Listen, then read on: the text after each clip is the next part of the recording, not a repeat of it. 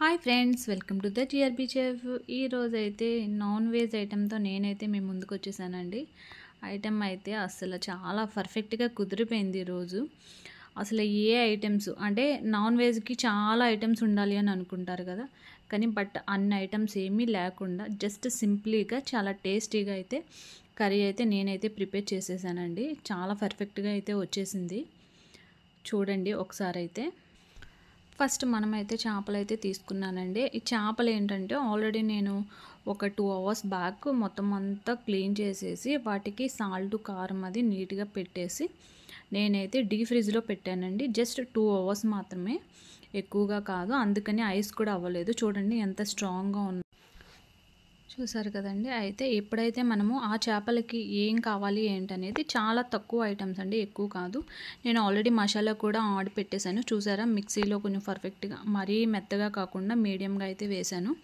టమాటా juice అనేది కొంచెం సపరేట్గా వేసుకోండి, చాలా బాగుంటుంది. మొత్తం కలిపి మిక్సీ చేయకుండా మసాలా సెపరేట్గా, టమాటా జ్యూస్ సపరేట్గా అయితే మిక్సీ చేయండి. నెక్స్ట్ అయితే నేనైతే ప్యాన్ పెట్టేశానండి. ఆయిల్ కూడా వేసేసుకుంటున్నాను. ఆయిల్ అయితే చాలా తక్కువగానే పడుతుందండి, ఎందుకంటే నాన్ స్టిక్ ప్యాన్ కాబట్టి. ఫస్ట్ అయితే పచ్చిమిర్చి తీసుకున్నానండి. 2 పచ్చిమిర్చి సరిపోతాయి. ఆల్రెడీ మనము చేపలకి కూడా కారం అయితే యాడ్ చేసాం కదా, నార్మల్గా మనం కారం కూడా యాడ్ చేసుకుంటాం. అందుకని చెప్పి మసాలా ఆల్రెడీ మనం ఆడి పెట్టేసాం కదా, మెత్తగా మిక్సీ చేసేసాను. ఆ మసాలా కూడా యాడ్ చేసేసుకున్నాను. ఈ మసాలా అనేది కొంచెం పచ్చివాసన పోయే వరకు బాగా వేయించుకోవాలి. నెక్స్ట్ అయితే టమాటా జ్యూస్ కూడా వేసేస్తున్నానండి. మసాలాతో పాటు వేసిస్తే 2 కలిపి మీడియంగా చక్కగా వేగిపోతూ ఉంటాయి. అందుకని చెప్పి నేనైతే కలిపి వేసేసాను మొత్తం అంతా కూడా. ఈ పచ్చివాసన అంతా పోయే వరకు మనమైతే చక్కగా సిమ్లో పెట్టుకుని దగ్గరికి వేయించుకుంటే బాగుంటుంది.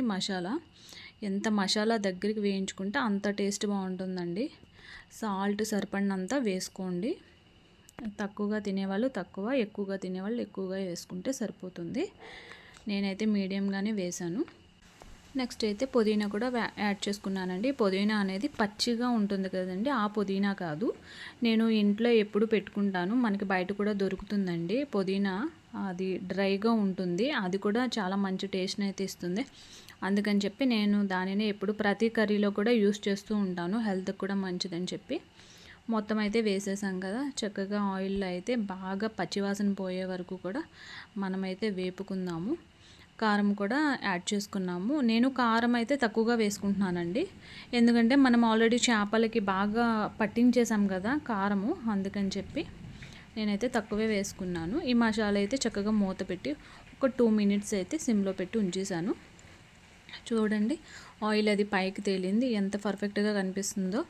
చక్కగా ఫ్రై అయిపోయింది, మంచి వాసన కూడా వస్తుందండి. చేపలైతే చక్కగా ఇలా. ఇంకొక విషయం అండి, అసలు ఆ గ్రేవీలో ఎప్పుడు కూడా వాటర్ అనేది యాడ్ చేసుకోవద్దండి, ఎందుకంటే చేపలు ఉడుకుతుంటే మనకి ఆటోమేటిక్గా వాటర్ అనేది పైకి వస్తూ ఉంటుంది. అందుకని చెప్పి నేను ఎప్పుడు ఏ గ్రేవీలో కూడా నేనైతే నాన్ వెజ్ సంబంధించింది చేపలు అయితే అసలు నేను వాటర్ అనేది యాడ్ చేయను.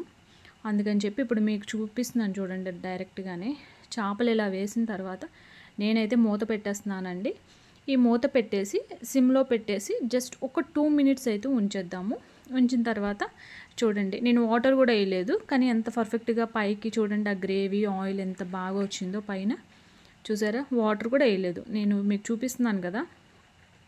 కానీ అసలు ఎంత బాగుందంటే కర్రీ, చూడటానికైతే మాత్రం ఫిష్ కూడా ఉడుకుతుంటే ఆ ఫ్లేవర్ అయితే చాలా హైలైట్గా అనిపించిందండి.